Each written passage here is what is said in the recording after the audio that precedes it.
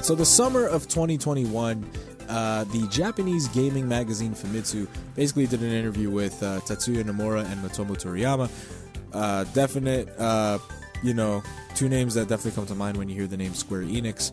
And they were there talking about the Final Fantasy VII Remake because it had just, or it was a year after it came out or whatever. I don't know, I think they were talking about just in general Final Fantasy news. And then they were asked about the possibility of Final Fantasy X-3. And what they ended up dropping was something that I don't think people expected, but they confirmed that a plot synopsis had been written up by the writer, Kazushige Nojima. And he was the head writer of the original game and X-2. And they also said that the probability of it coming out isn't zero, but to even begin having those conversations, the Final Fantasy VII Remake project must be completed. So, makes sense, I think Final Fantasy X-3 would be your next kind of big deal that wouldn't be a mainline Final Fantasy game.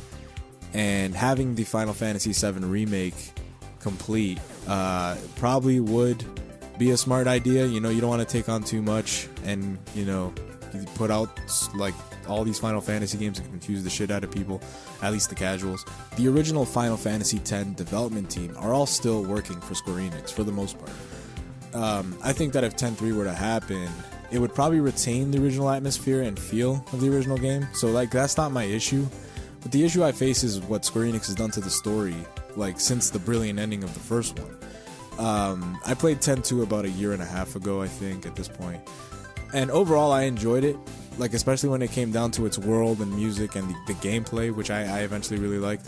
But the story is where I can lay down the heavy criticism, because I think it's fine, it's passable. I didn't like the fact that there were multiple endings, but whatever, there was a canon ending. But what I found was the canon ending kind of completely undermined the ending of Final Fantasy X, and I think that the sad ending of Final Fantasy X-2 probably would have been a more suitable ending that wouldn't really upset people. But it is what it is, because some people do like that ending anyway, the canon ending of X-2. People just want a happy ending, and I guess that's just what it is. That's fine. It's just that the amount of time that we invested into some of those characters and the heartbreak we felt by the end, it's just, I thought the original game just wrapped up this story perfectly at the end, and its ending did leave a bit of ambiguity when, so spoiler alerts, when Tidus was in the water and he was curled up in a ball, and then he got up and started swimming. I feel like it still didn't need a sequel, because we could have just kind of made up in our minds what happens after that, leave it up to interpretation, and that's fine. A lot of things do that, right? So I don't know. I think you either fall in the way in the camp of liking it or not liking it. But whatever. So here's the thing. Final Fantasy X-2 basically has Yuna and Tidus reunite by the end of the game, thus making the ending of the original game less impactful, but fine. If it ended there, it's fine. But here's the thing.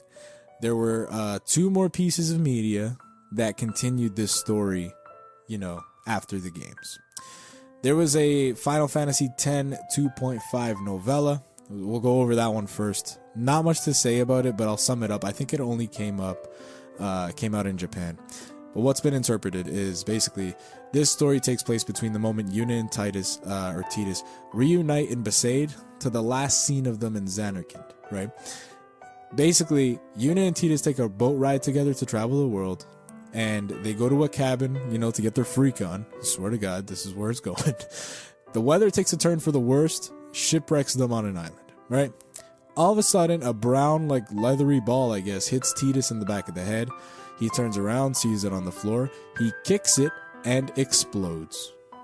Yes, he kicked the ball, and he exploded. Yuna basically sees this happen from far and passes out. When she wakes up, all she sees is the remains of Tidus's body evaporating into the fireflies. So, whatever, this kind of messed her up. So she starts roaming the island for a few days, and basically she finds out it's inhabited by a very old unsent summoner named Johit. Johit. And this guy, she spends time with him, she learns about him, and he basically teaches her things that I think are interesting and would definitely make for an interesting plot point if X-3 happens. Basically, a couple key things.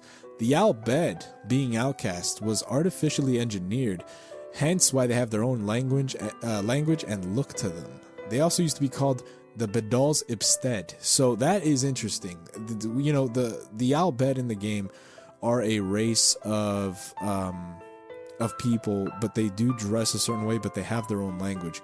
And Final Fantasy X is pretty racist, so especially with like one or two characters. So there is a stigma that, you know, the Al Bhed aren't the like pro religion of that world, so they're seen as like kind of scummy, right? So it's cool that this guy basically tells Yuna, like, yeah, the Al Bhed, it's all planned. It's all artificially engineered for things to be that way. He then tells her that summoners are way more powerful than they've been portrayed to be, to the point where they can make things appear out of nothing on their own free will, as they have total control over fireflies. So basically, what we've seen summoners be able to do in 10 and 10-2 in the games, that is just like a fraction of their power. And I don't mean to be all Dragon Ball Frieza on you, but that is literally what it is. Like, they haven't really stretched that muscle, I guess, so to speak. They haven't gone and been able to achieve their full power, full potential. But Johit tells her that it's best not to do that because it stresses the hearts of the Aeons, which are, you know, the faith, because it takes an absurd amount of power. So creating something out of nothing would pretty much rupture the flow of reality, I guess. So that is why, you know, we probably haven't seen that in the games. But if 10.3 wants to take things further, I guess introducing this idea of, you know, being so powerful that you could make like a boat appear or a sandwich appear out of nowhere, you know, that makes for an interesting concept. I will not lie. I think that's pretty cool.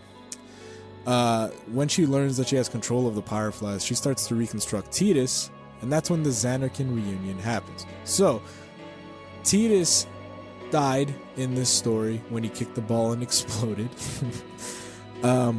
When she learns that she could make things out of nothing, she literally reconstructed Tidus from Fireflies.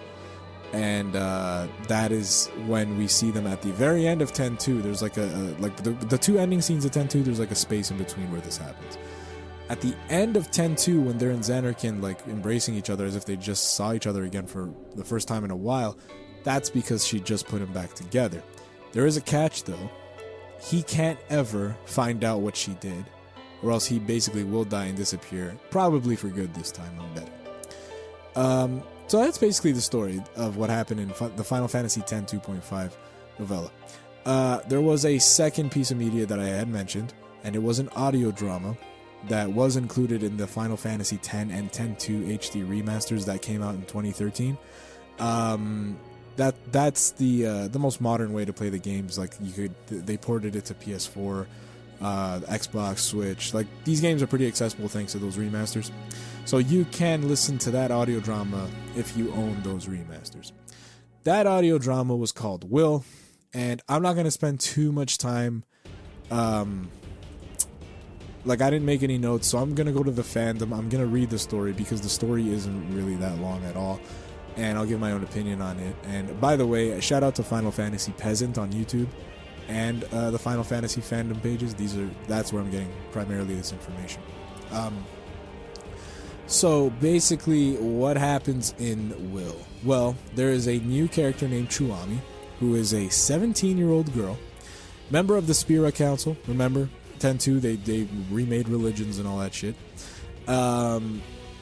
Claiming to be the legendary guardian, the legendary daughter, Jesus Christ, claiming to be the daughter of the legendary guardian, Auron. Auron was my favorite character in 10. So the fact that he had a daughter is actually pretty cool. It's actually kind of intriguing, right? So Chuami and her friend Kurgum, who is a summoner, they're sent to Besaid by Baralai. Baralai was a character in 10-2. He was the Chancellor of the Spira Council here, but in that game he was the Praetor of the New Yevon group. So now in this piece of media, he's moved on to be the Chancellor of the Spira Council.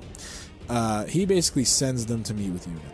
On the way, they meet Tidus, who is a Blitzball star again, on Bevel Stadium Road, where he's living. He's living in Bevel. and Chuami notices that he's injured and has little energy, although he is trying to hide it. Reaching Besaid on their airship, Chuami and Kurugam meet Lulu and Waka, who take them to Yuna, who has returned to the mannerisms and dress style of her summoner days and spends her time praying for Spira's peace in the temple, much to Chuami's chagrin. So, I don't know what chagrin, but anyway, what I gather from that is, in this story, Chuami's kind of like the equivalent of an atheist here, and so she doesn't care about, you know, the Yevon stuff. She doesn't care about the religious stuff. She thinks it's all BS. Yuna, however, has... Well, back to that, though, I think it's interesting because her best friend is Kurugam, and he is a summoner, so it's interesting how that's a thing. But, okay. Yuna basically has, you know, the two fucking Glocks that she had in 10-2, and picked up her staff again, and now she's back to being a summoner and dressing the way she used to dress. So that's cool. Kurugam shows Yuna a movie sphere with a recording of 2 shoe puffs at the Moonflow. A shoe puff was a creature that was thought to be extinct. I guess the real world equivalent would be like an elephant. The last of its kind. The shoe puff was the last of its kind after the female was killed by Sin 30 years ago, but it mysteriously reappeared one morning, causing Yuna to speculate the shoe puff had been beckoned. And if you need to know what beckoned means, I had it here. Hold on. Yeah, beckoning is a term used in Final Fantasy X 2.5 and Will. It refers to a person thinking of someone they used to know who has since passed, conjuring an illusion from the far plane. So there you go. They are seeing things that, you know, don't really exist. So that's what that is. Beckoning. Interesting. I'm going to start using that in my everyday vocabulary. Anyways, Kurugam tells Yuna that she must accompany him and Chuami back to Bavel and address the Spira Council. When Yuna refuses, Chuami tells her about the injured Tidus, compelling Yuna to take action.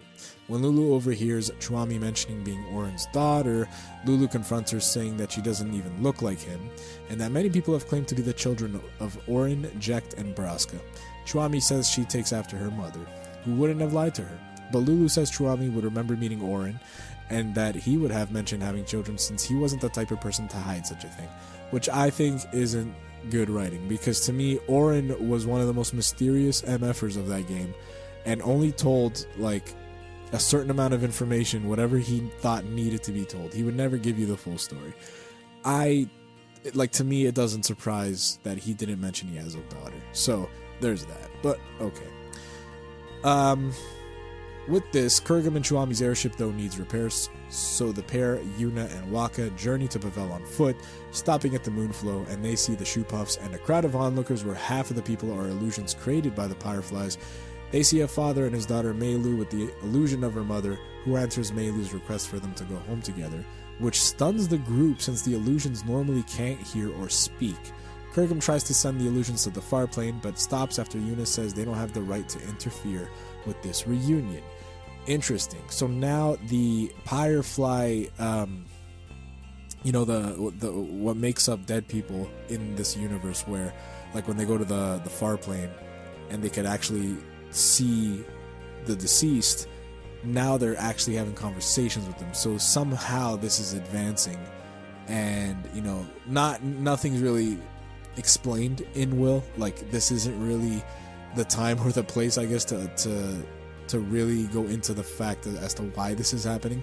So I imagine this could be another major plot point in Final Fantasy X-3. So that's cool. I think that, again, I think the problem with this so far is just, I think my real issue with this whole thing is I was so, like, invested in the relationship of Tidus and Yuna, that I think that's why I don't like the direction of where the games go. But I think that if I really take a step back and just kind of look at it from an overall perspective, it's a cool ass world, and it always has been. And I feel like all this story that's happening now, I think is great. I actually do think it's okay. But where it falters is the whole relationship with Tidus and Yuna. That part is like such a mess, and that's why I think it's a bad story, because that is supposed to be your focal point.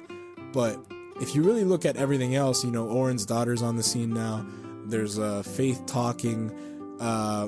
Chuami is an atheist, but Kurgum is not. Yuna's back to being a summoner. There's a lot of good stuff here. And I haven't mentioned it, but Lulu and Waka, in 10-2, you kind of like put 2 and 2 together because they have a kid. But they got married.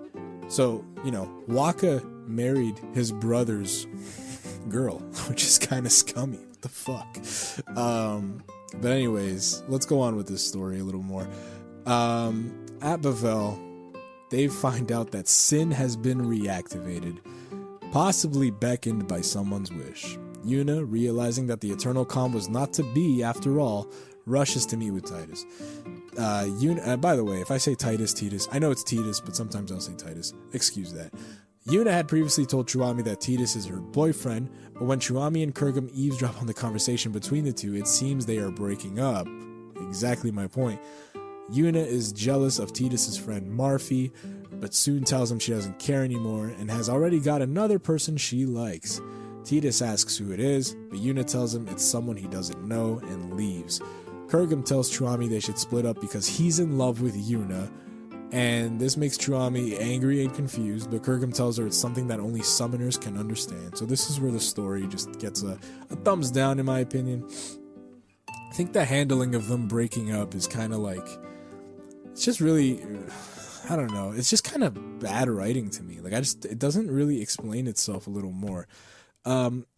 I kind of understand that, like, Yuna doesn't want to be around Titus anymore because if he remembers or somehow finds out that he's just, she used the Fireflies to put him together, he could die. And I feel like she's distancing herself to save him, which, okay, fine.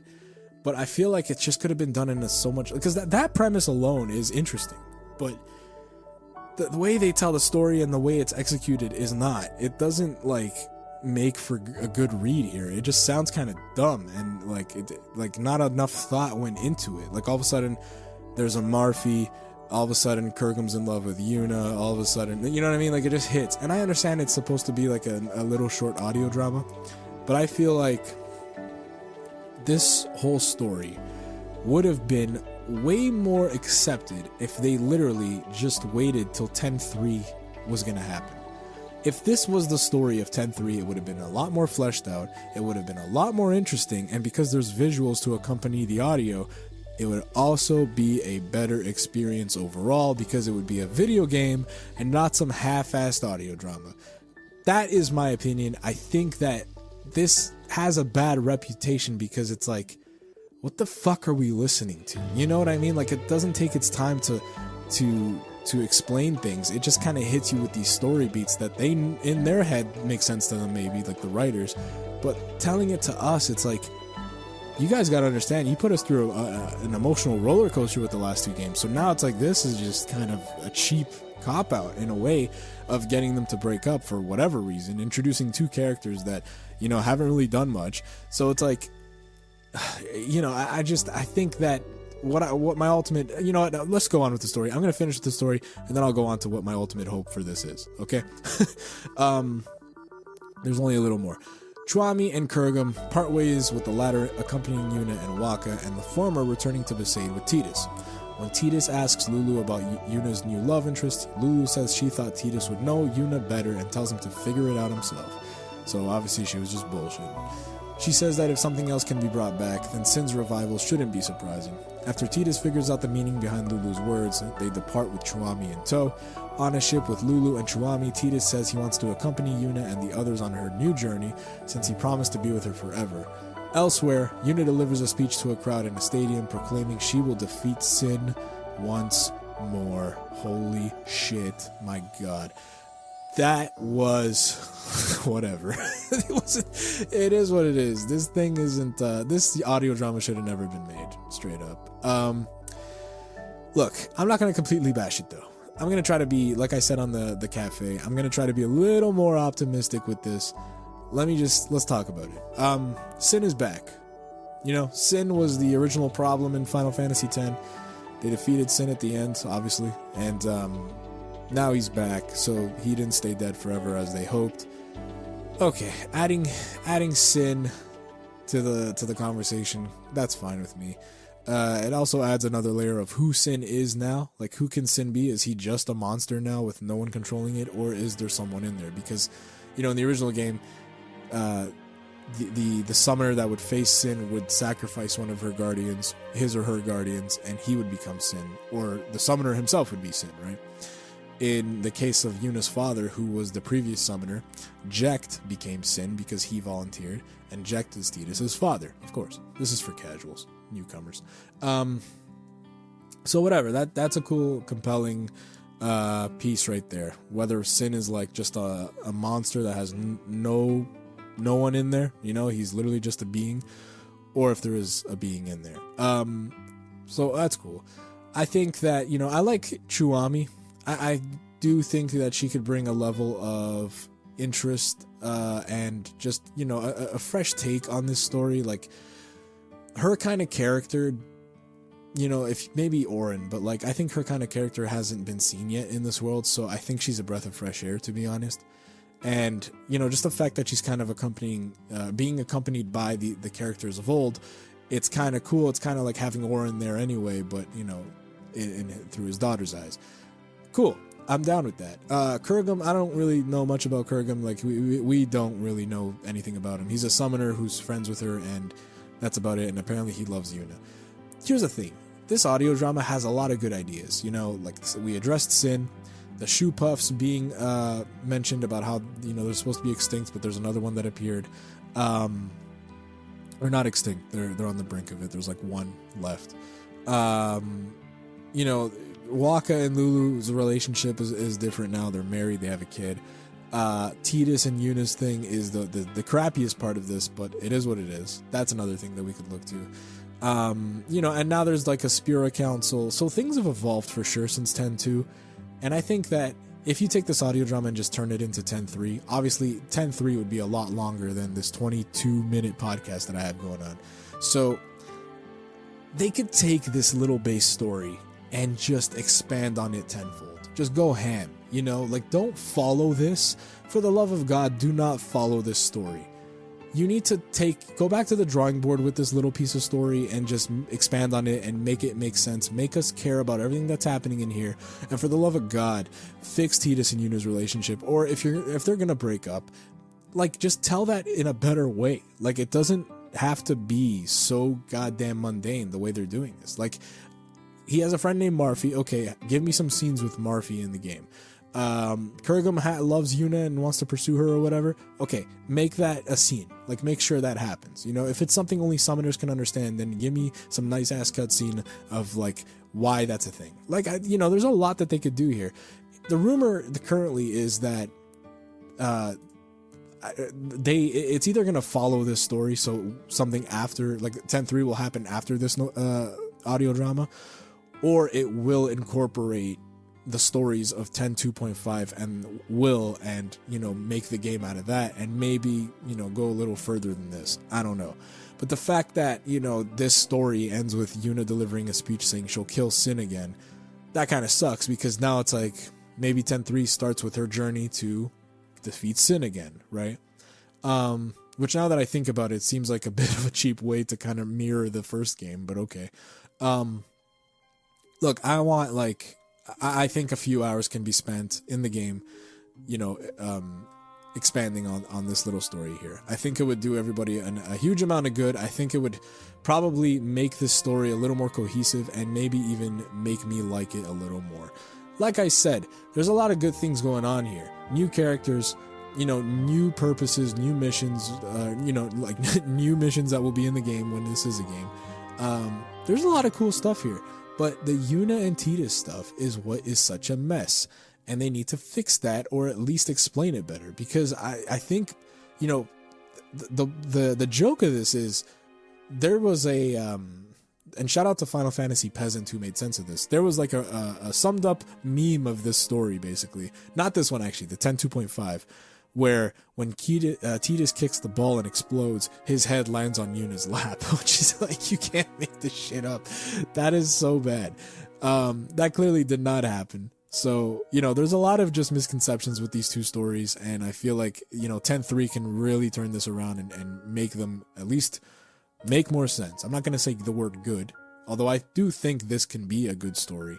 But look, just go with the flow at this point. I didn't even like 10-2 that much. Like overall, if it was up to me, I wish 10 was its own game. The only game in the 10 universe was 10.